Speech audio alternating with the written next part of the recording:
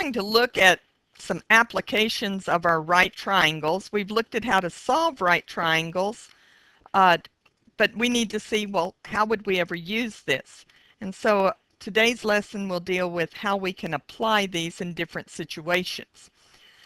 In this, we'll learn some new terminology that you'll need to make sure that you understand. Let's look at a simple problem to begin with. It says the diagonal of a rectangle is 342 inches, while the longer side is 274 inches. Find the shorter side of the rectangle and the angles the diagonal makes with the sides. Okay, we're going to look at how, first of all, to draw this. Okay, so we're going to draw us a rectangle.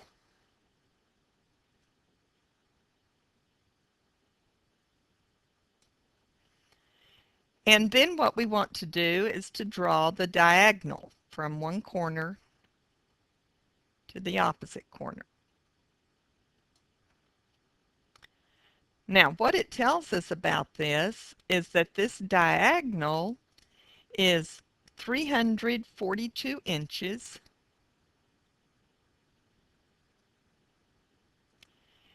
and the longer side is 274 inches. So what we want to do is to find the shorter side. I'll just call it X. Well, we know in a rectangle that our corners are right angles, so to find X, all we're going to do is to use the Pythagorean theorem. So we have X squared plus 274 squared equals 342 squared.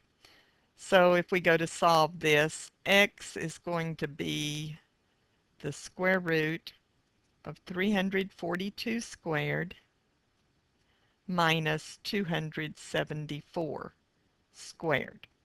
Okay, let's get our calculators. Okay, in these problems we're going to be using degrees, so let's make sure our calculator's in the degree mode, and it was. So we're going to have the square root of 342 squared minus 274 squared. Enter. So that means that our shorter side is 205 inches. So X will be 205 inches.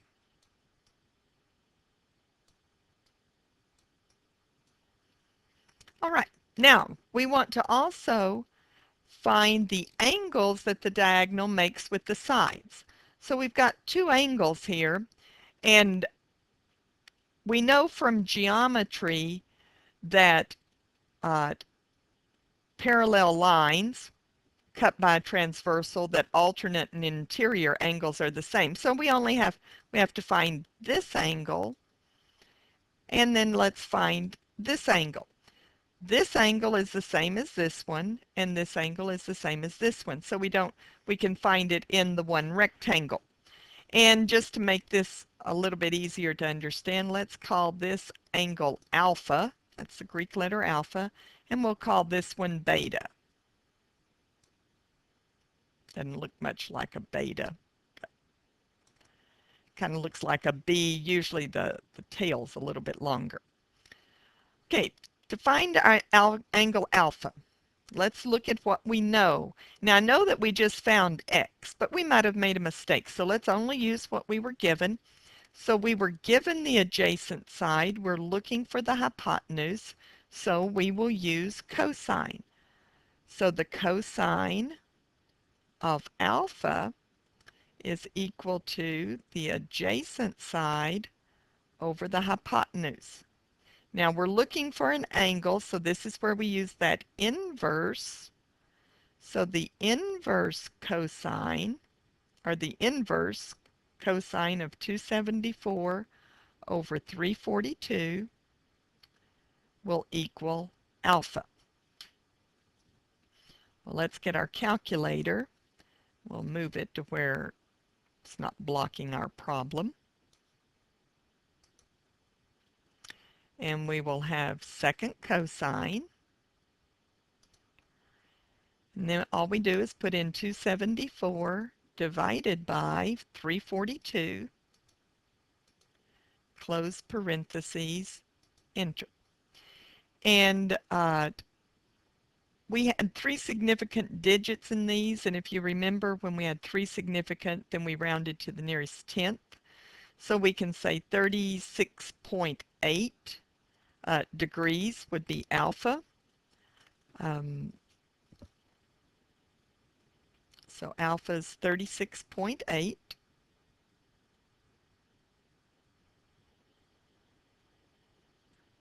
Now, to find beta, we know that they're going to be complementary, or we can go back. We know the opposite, the adjacent. So we would do sine, and so the sine of beta would equal the opposite over the hypotenuse, or again, the inverse sine of 274 over 342 will equal beta.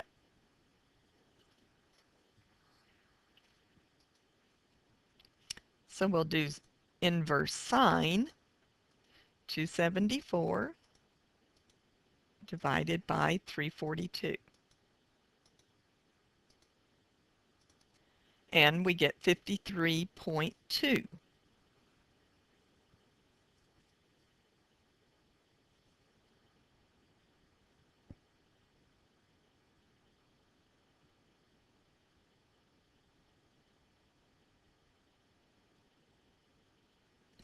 And we can see that those two angles are complementary.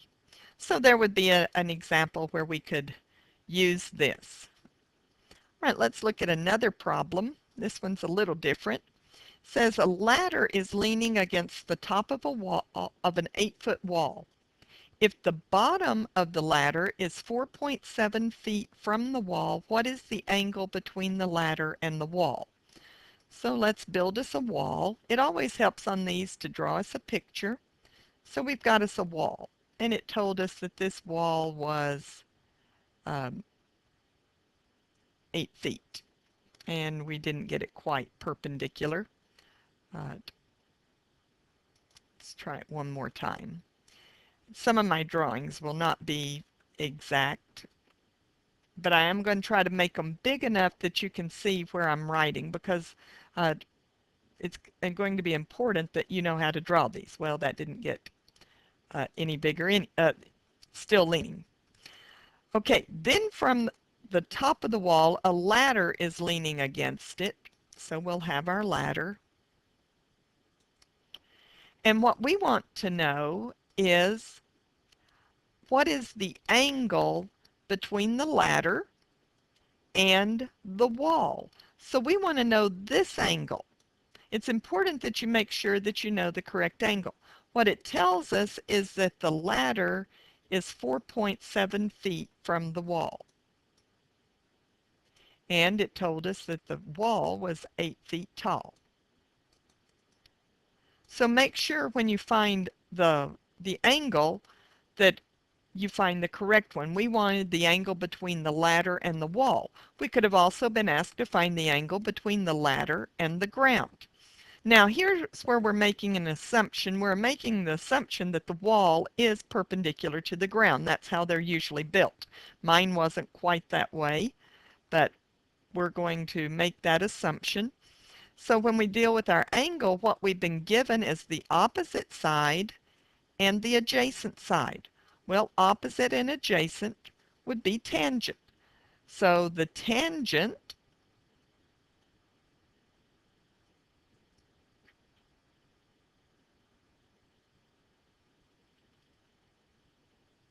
of theta is equal to the opposite over the adjacent. And the inverse tangent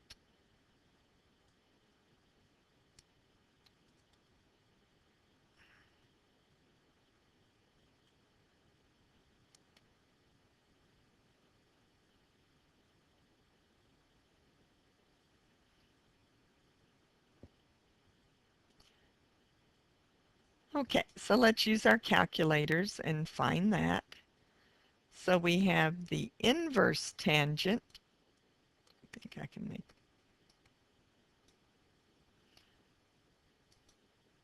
So inverse tangent, 4.7 divided by 8.0, and we don't have to put the 0.0 here. So it ends up that the angle is 30.43. Now, it didn't ask in the problem, it didn't tell us how to round. So at this point, you could decide how you rounded that answer. If we round it, well, we've got two significant digits here, so we would round this to 2, to the nearest degree. So that would be 30 degrees. We do know how to round. We learned that in a previous lesson. So it won't always tell us, but that one would round to 30 degrees. Okay, so some problems are simply what's the angle between them, and we're using our functions. Now we also deal with two special types of angles. One is called an angle of depression, and one is called an angle of elevation.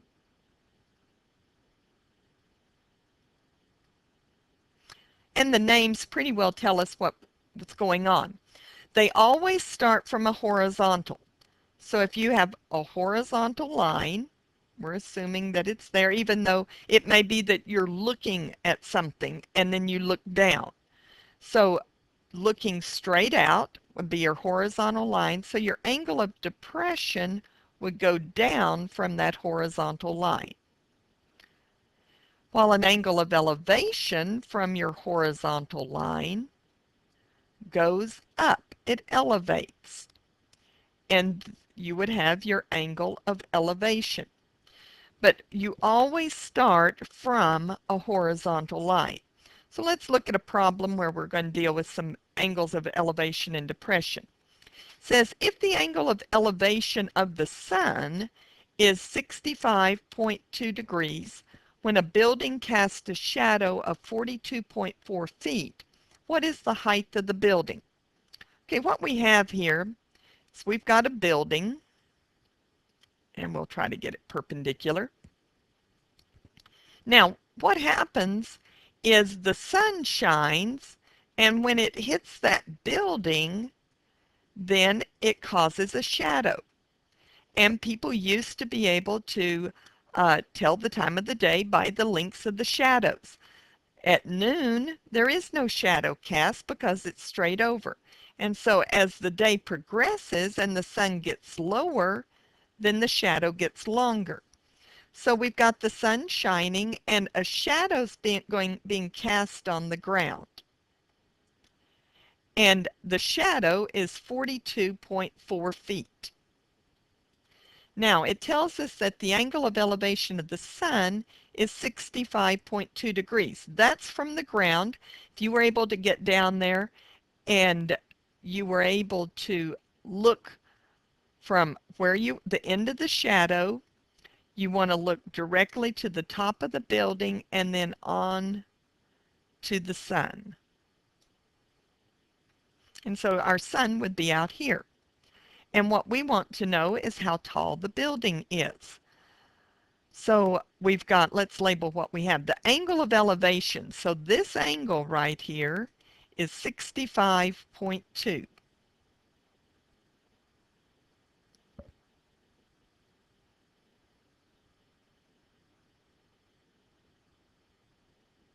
degrees. And we should have a little degree symbol there. And the length of the shadow is 42.4 feet. So what we want to know is what's the height of the building. And this is one way that you can estimate and use the sun and get heights, because that will give you the angle of elevation of the sun.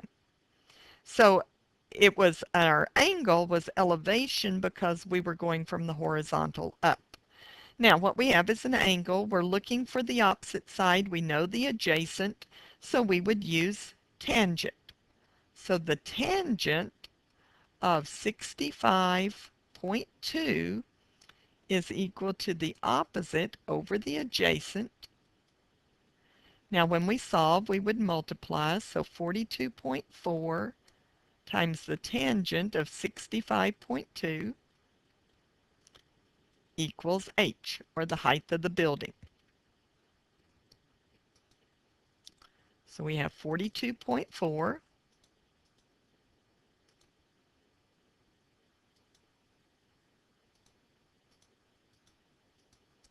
times the tangent of 65.2,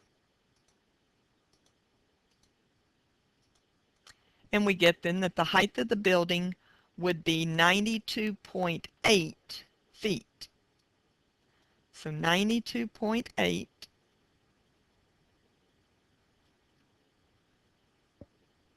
would be the height of the building. And you can use trig to do what we call indirect measurements. We didn't actually measure the height, but by using our trig, we could come up with that. Well, let's look at another problem that would involve some indirect measurement. It says a person is standing 200 inches from a door, notices that the angle of depression from his eyes to the bottom of the door is 13, and that would be 13 degrees, while the angle of elevation to the top of the mirror is 12 degrees. Find the height of the door.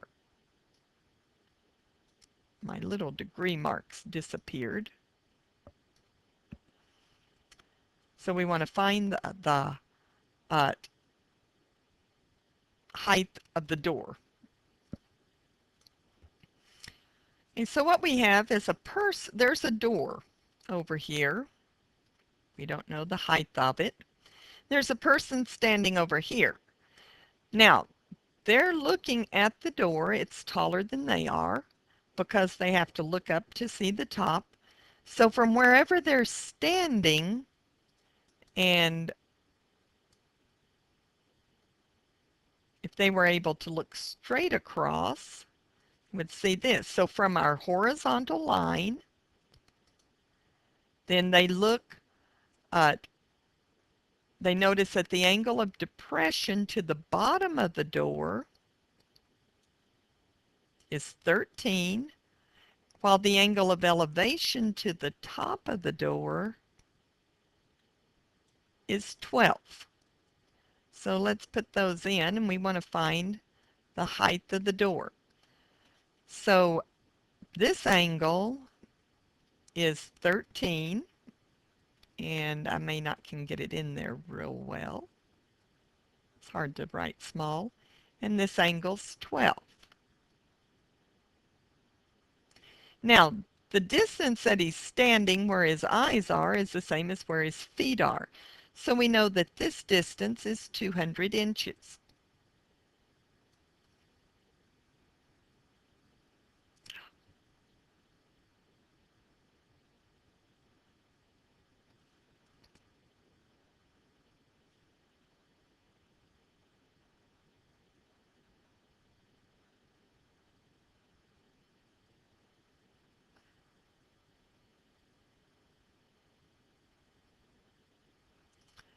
Okay, what we want to know then is the height of the door. Well, there's no way that we can go about and get it directly, because you might say, well, we could add those together, but then we wouldn't have a right triangle.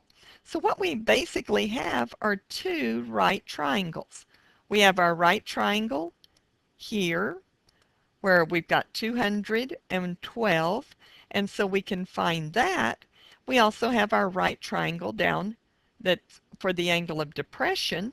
It's still 200, and we have that angle. So we're going to have to actually work two problems, and we're going to find two parts. So let's call this part X. And if we did that, we have an angle. We're looking for the opposite side. We know the adjacent. So we would use the tangent. So the tangent of 12 is equal to x over 200. So 200 tangent 12 equals x. And if we find that,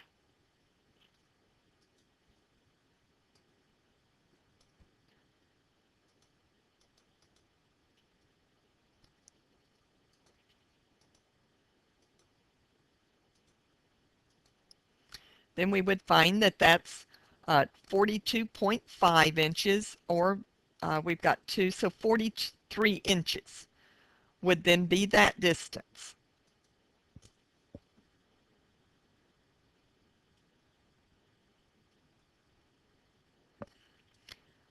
Okay, then we want to find our distance here. Let's call that y. Well, we have an angle. We're looking for the opposite side. We know the adjacent, so we would use the tangent. So the tangent of 13 is equal to y over 200. So 200 tangent 13 equals y. And we can use our calculator.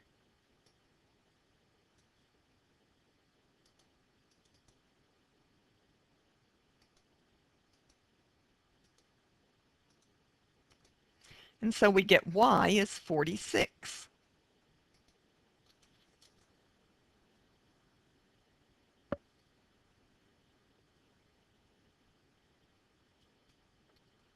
So to find the whole distance, we need to add x plus y, and we could call that whole distance z.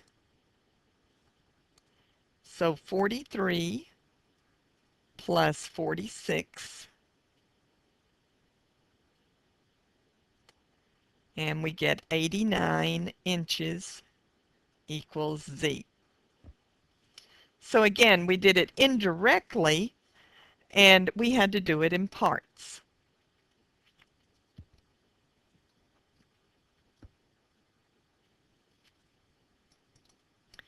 Okay, the next problem we'll look at, it says a woman standing on the roof of a building 80 feet high looks down to the building next door. She finds the angle of depression to the bottom of the building to be 65.4 degrees, while the angle of depression to the roof of the building next door is 33.2 degrees. How tall is the building next door? Now, a lot of times the problem in working these is drawing the picture. So I'm trying to show you how you can go about doing that. So first of all, we've got a building. So we've got this woman, and I'm going to try to make it pretty big so that we can clearly see. We're going to have a lot of drawing here. So she's on a building that's 80 feet tall. And so we know that this is 80 feet.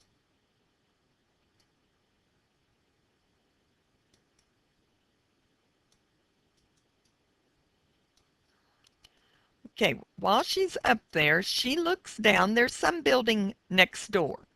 And I'm going to go ahead and draw a building next door. Uh, we don't know the height of it. Since she's looking down, we do know that it's shorter. So because in both cases it was an angle of depression. So we know that the top is below the top of this building. If it had given us an angle of depression and an angle of elevation, then we would have known that our building next door was taller. So she finds the angle of depression. So remember, what we're always going to do to get an angle of depression or elevation is we're going to go from a horizontal. So if she looks straight out here, then there would be our horizontal, but instead she looks down to, whoops, don't want to do that. She looks down to the bottom of the building, and she finds that the angle of depression is 65.4. So our angle of depression from here to the bottom was 65.4 degrees.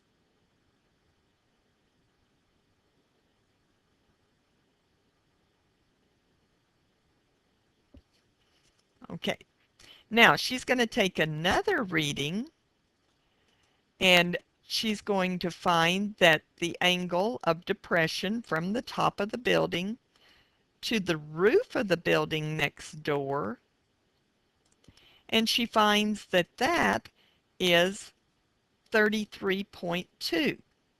So the angle from here, our horizontal, to here, let me do that in a different color so we don't get them mixed up, is 33.2.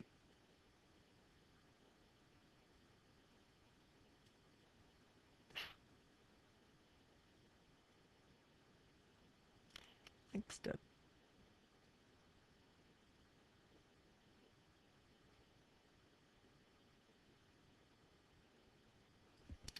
Okay, what we want to know is how tall is this building next door. So let's just call that X. This is what we're looking for.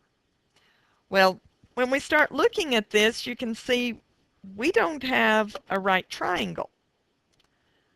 But there's several ways that we could come up with a right triangle or form a right triangle. Uh, and it just depends upon which way you want to use the triangle. But we do know that if we drew our base,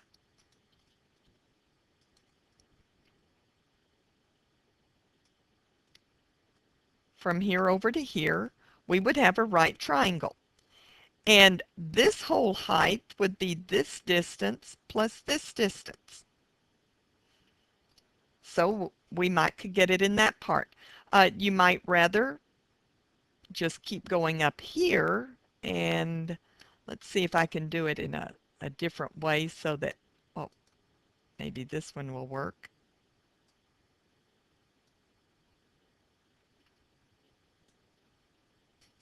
And so if we look at this, if we know that this is 80 feet, then we know that this distance over here is 80 feet. And we might could get some things there. But the problem is that would give us this whole distance. Whoops.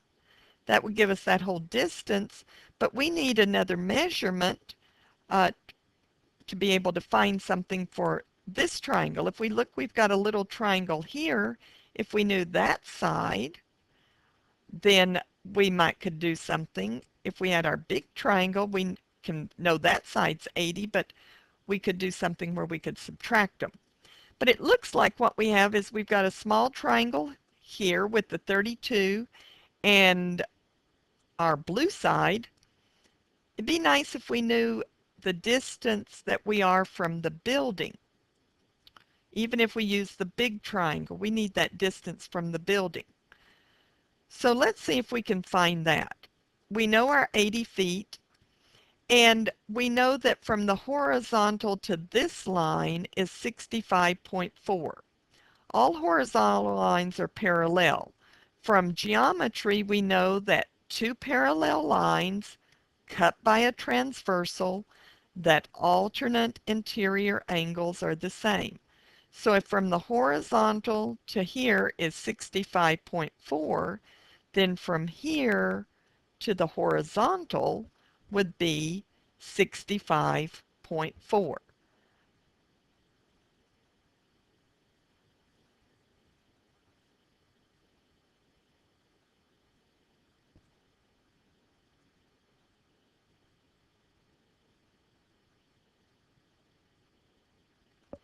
So now we have a triangle, and we could find our base here. And so let's do that. That would be the tangent. The reason it's a tangent is we know the opposite side, we're looking for the adjacent.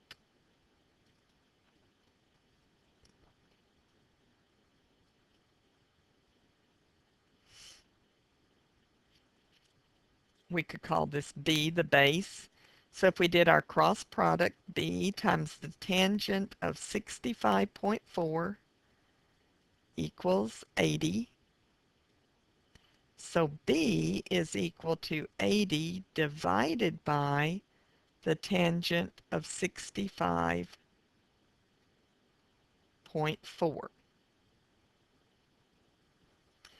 So let's find what B is. 80 divided by the tangent of 65.4 is 36.6. So B is equal to 36.6. So this distance, and I'm just going to write it up here, 36.6 is B.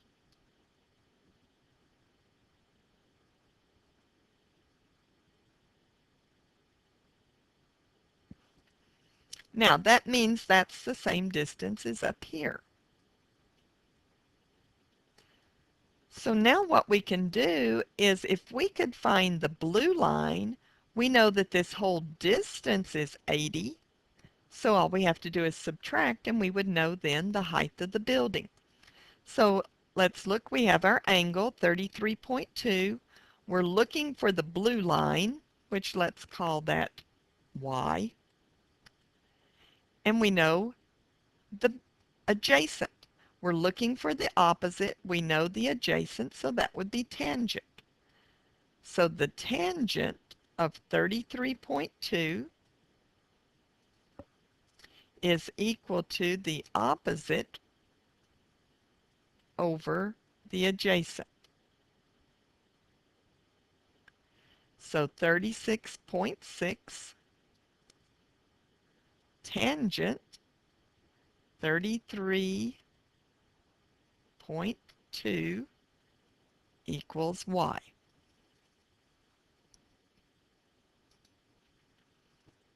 (36.6) tangent 33.2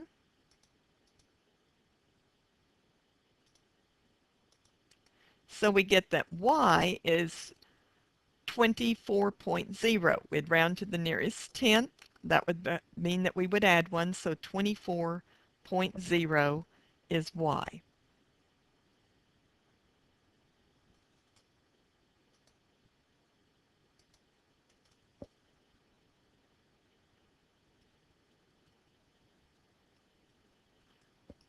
So we know this whole distance is 80 minus the Y, which is not part of the building, 24.0, and that will equal X. So we get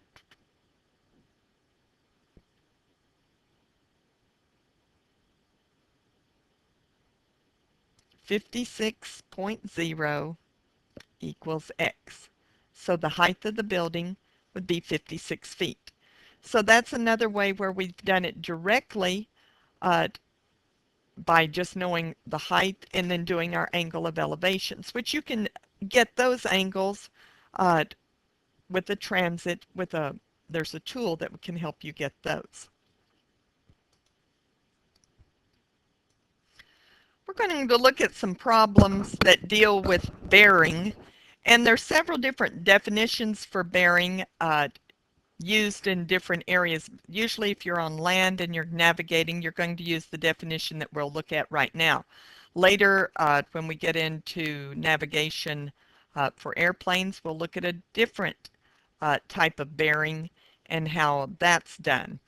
But the bearing, we're going to use the definition, the bearing of a line L is the acute angle formed by the north-south line and the line L. The notation used to designate the bearing of a line begins with N or S, north or south, followed by the number of degrees in the angle, and ends with east or west, depending upon which way you're going. So we're going to start with the north-south line.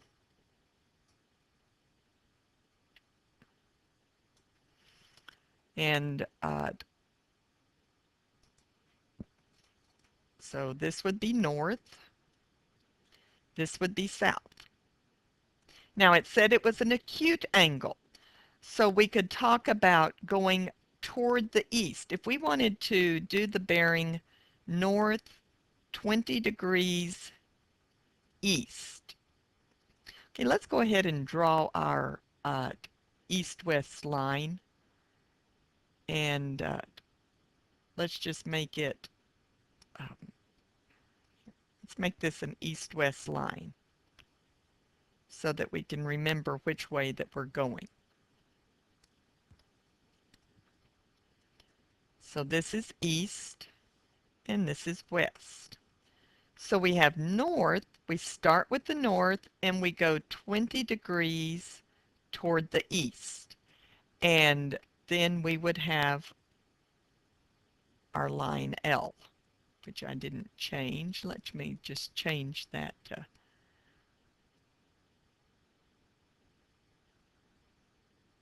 we would have our bearing line. And so this would be our 20 degrees. This will always be acute because if we were going to be down here, then we would start from south. And that's one reason it likes to do this. It divides it into quadrants, and you can always use your acute angles.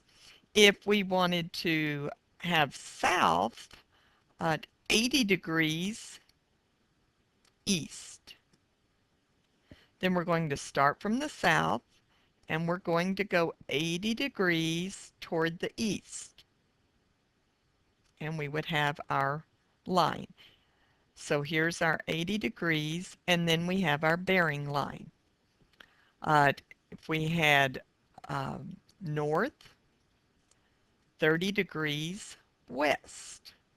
Well, you're starting at north, and you're going toward the west, and you go 30 degrees. There's your 30 degrees toward the west, and you would have your line of bearing. And then we could have south, 50 degrees. Don't need that.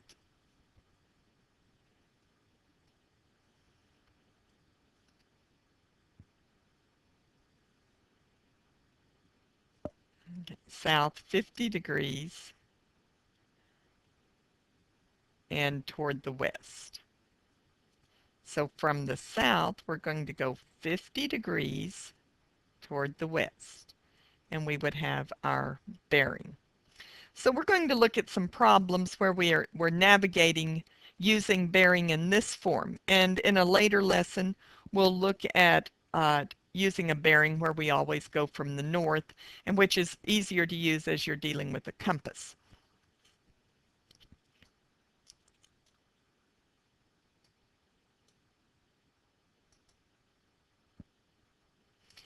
Okay, so we have a boat that leaves port and travels in the direction of north 40 degrees east. The boat then turns in the direction of south 50 degrees east and travels 18 miles. How far is the boat from port, and what is the bearing of the boat from port?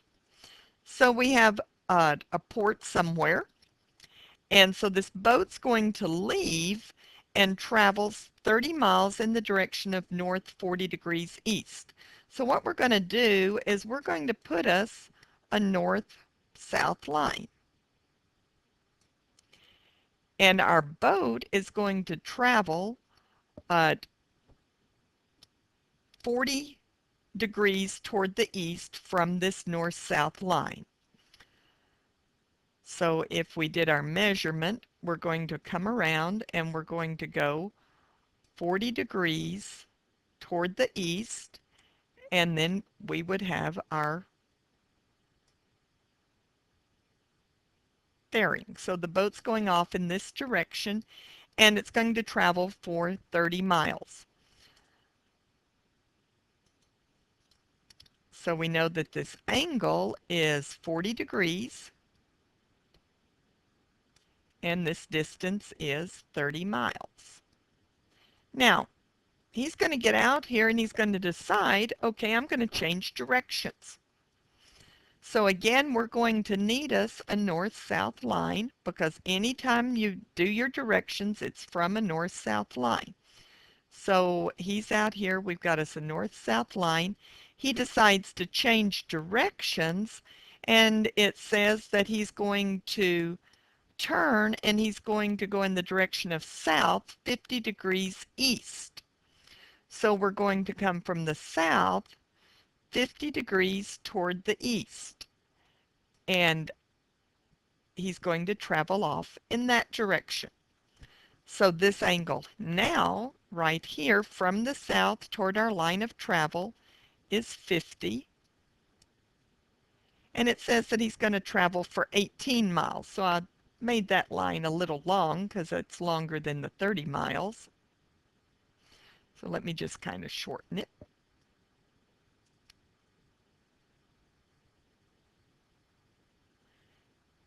It's going to go 18 miles. Okay, what we want to know then is how far is the boat from port? If we were going to go back to the port where we started, then how far are we? So we want to know that distance. And, okay, and what is the bearing of the boat from the port?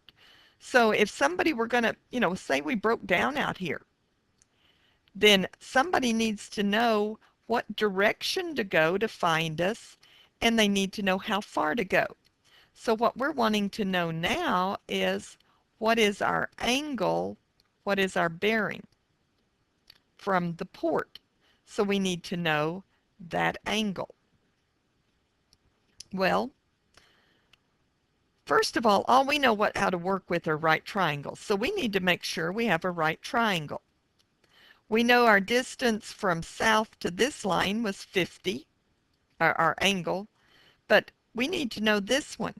Well, here you're going to use that theorem from geometry, and you will use this theorem a lot, that parallel lines cut by a transversal, the alternate interior angles are the same. Well, all of our north-south lines are parallel. So we have north, and then we know it's 40 degrees to this line. Well, that would be then from that line to south would be the same. It would be 40 degrees. Parallel lines cut by a transversal. And I always like to say north to my line is the same as my line to south. Well, if this is 40 degrees and this angle's 50 degrees, then we know now that this is a right angle. And we have a right triangle. It doesn't look in our diagram like it's a right triangle, but it is. And so it's not that you had to draw it that way because we didn't use tools to draw our angles, but we know that it's a right triangle. Well, if it's a right triangle, then we know that, by the Pythagorean theorem, we can find x, because this side is 30, and it may look, let me redraw that or relabel it so that it's easier to see what our measurements are. This line is 30. This one, leg, is 18, so we're looking for the hypotenuse. So 18 squared plus 30 squared equals x squared, so the square root of 18 squared plus 30 squared is x. Well, if we get our calculator,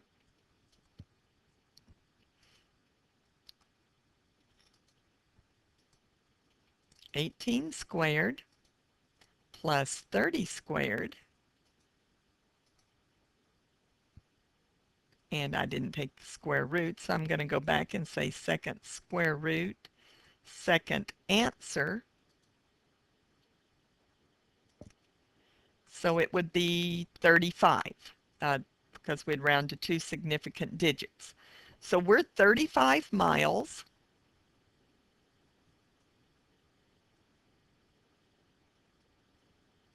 from port. So they know now how far to go to find us. But we need to know then what our angle is.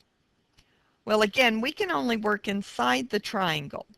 So if you look inside the triangle, we now have enough information to find this angle. And the angle we're wanting is going to be that 40 degrees plus whatever our angle is inside. So for this one, angle, we know the opposite side, we know the adjacent side. So the tangent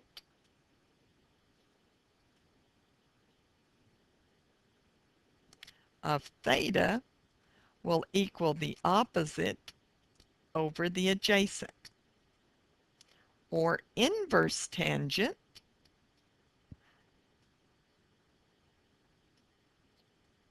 will equal the angle we want.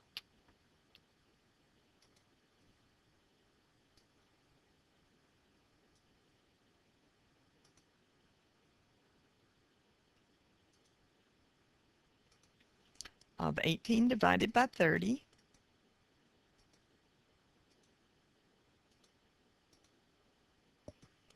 So we get 31 degrees. So theta is 31 degrees.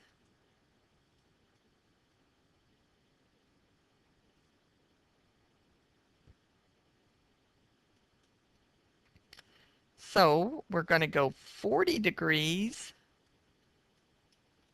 plus 31 degrees, and that will equal alpha, so that's 71. So we're going to go, they're going to have to travel north 71 degrees toward the east, and then they can find us. So that's one problem where we've used bearing. Uh, Let's look at this one. It says a boat travels on a course of bearing south 57 degrees 40 minutes east for 200 miles. How many miles south and how many miles east has the boat traveled? And this is sometimes also called your horizontal and vertical components. And when we get into vectors, we'll talk a little bit more about finding this. So we have a boat. It's on a course of south 57 degrees 40 minutes east. So we're going to have our north-south line.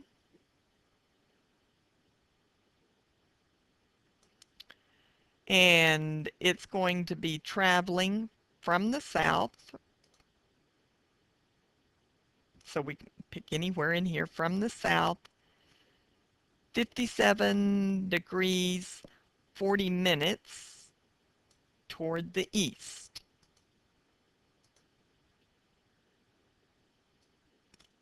And it often helps if you go ahead and draw your north-south, east-west lines. So he's going to be traveling off in this direction for 200 miles. And so let me go ahead and just go ahead and draw north-south and east-west. That's often helpful because it gives you kind of a starting place for your angle.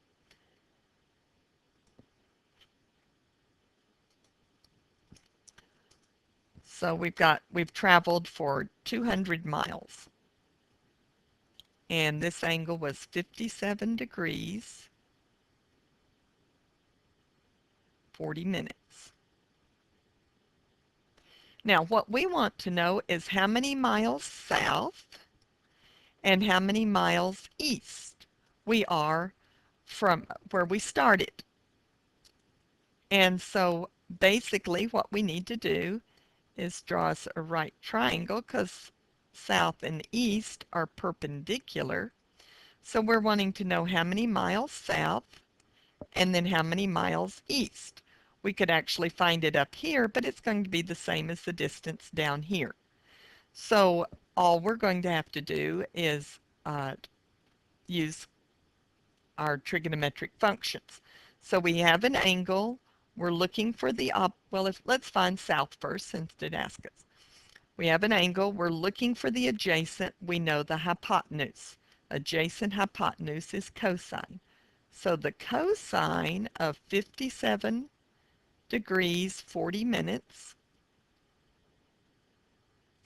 is equal to the adjacent over the hypotenuse. So 200 cosine of 57 degrees 40 minutes equals how far south we've gone.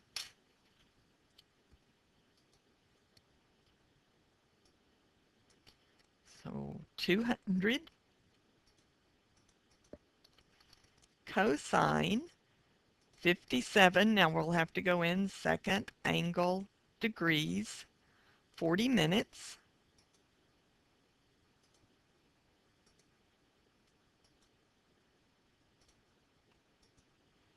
So we've traveled 107 miles south. So we've gone 107 miles south. Okay, to find out east, we go back to our triangle. We're looking for the opposite. We know the hypotenuse, so that would be the sine. So the sine of 57 degrees, 40 minutes, is equal to the opposite over the hypotenuse.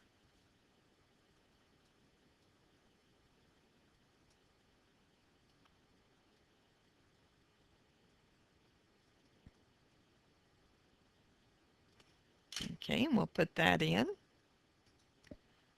So 200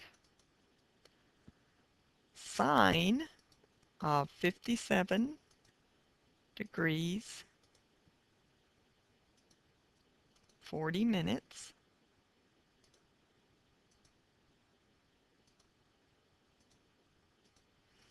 So 169 miles east.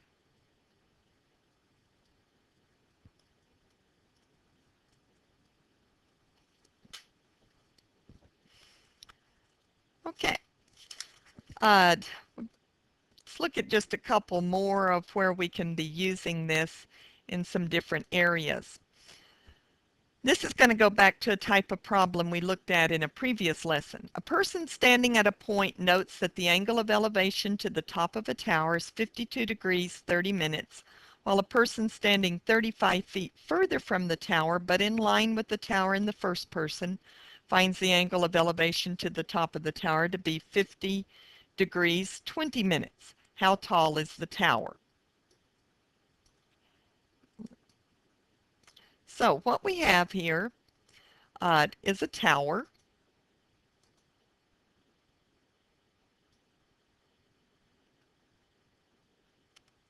We've got some tower. Now there's a person that's, we don't know where they're standing or how far they're standing, but they note that the angle of elevation, so let's draw our ground, which would, since we're on the ground, they're noted that the angle of elevation from wherever they're standing to the top of the tower is 52 degrees 30 minutes.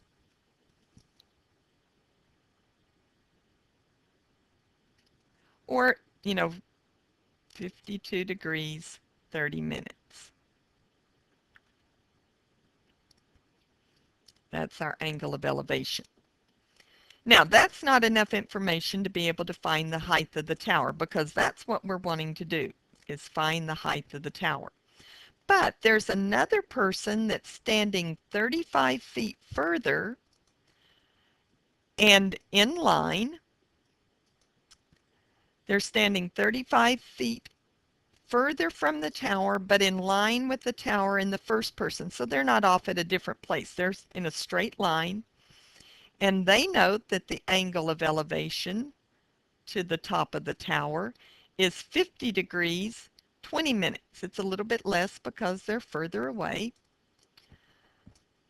And you know that it's just like in a movie. The further back you sit, the less that you have to look up. If you sit in the first, second row, you have to really look up to see the screen. So the further back you get, then the less your angle of elevation. So 50 degrees, 20 minutes. And we know that they're 35 feet further away. So this distance from the first person to the second person's 35 feet. So we want the height of the tower. So this is very much like a problem that we looked at in another lesson. So if we look at what we have, we still have to deal with this distance even though we don't know it. And so from this first triangle, we can find that the tangent of 52 degrees, 30 minutes, is equal to the opposite over the adjacent.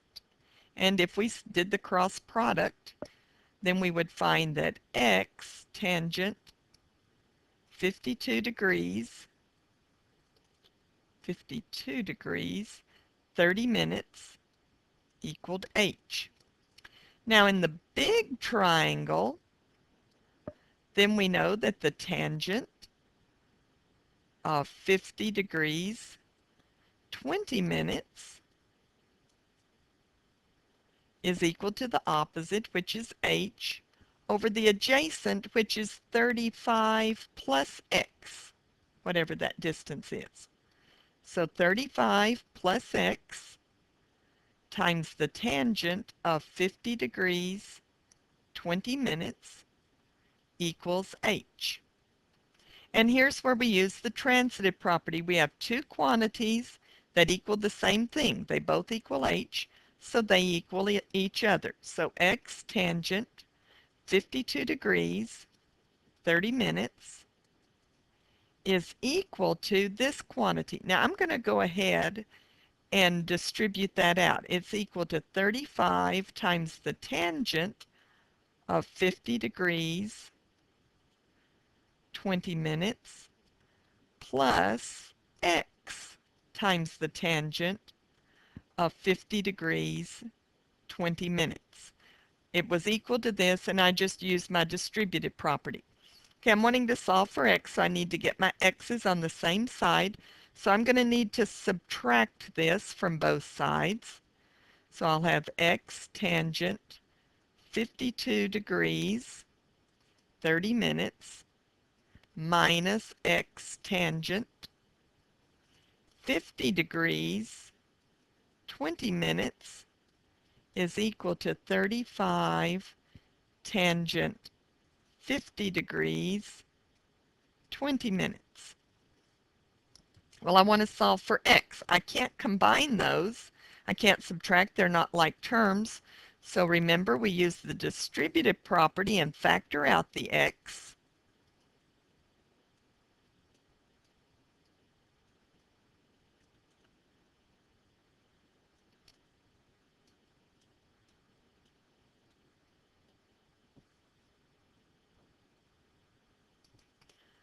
Okay, equals 35 tangent 50 degrees, 20 minutes.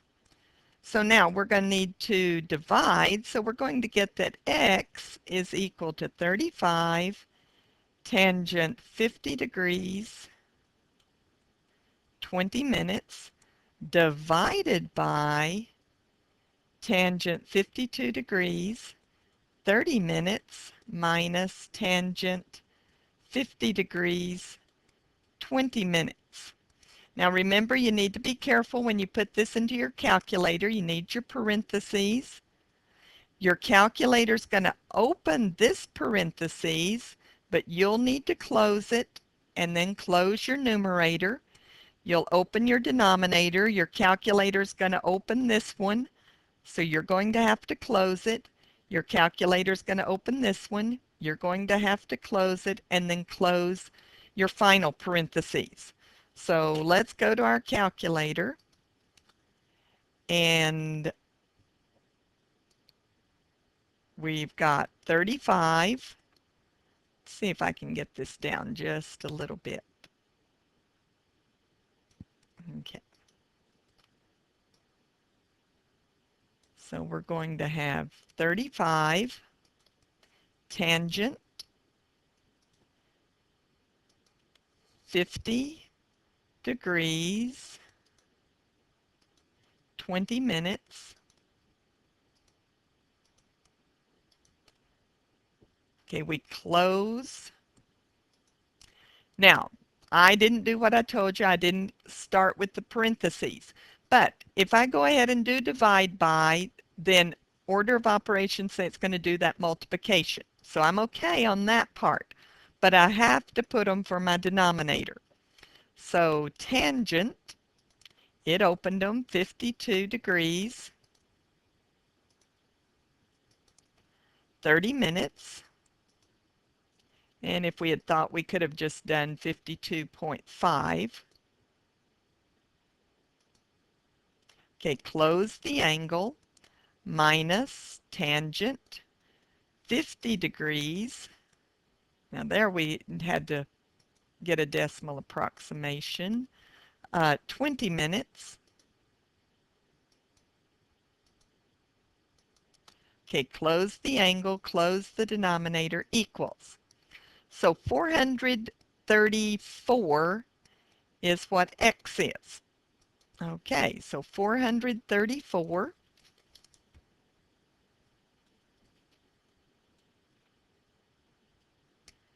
But we didn't want to know what x was. We wanted to know what h was. We wanted to know the height. So right here, if we put that x times 52 degrees, 30 minutes, and we'll know the height. So we've got our x, and since, we've rounded it off, so we have 434 times the tangent of 52 degrees,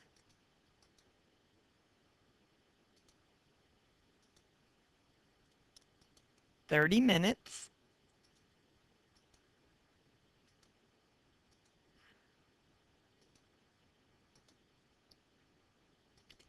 And so our height is 566 feet, is how tall uh, the antenna is. So H, and let's go back, that was 566 feet. So there's a lot of ways that you can use trigonometry to measure things indirectly. So we've looked at angles of depression, angles of elevation, and then our angles of bearing.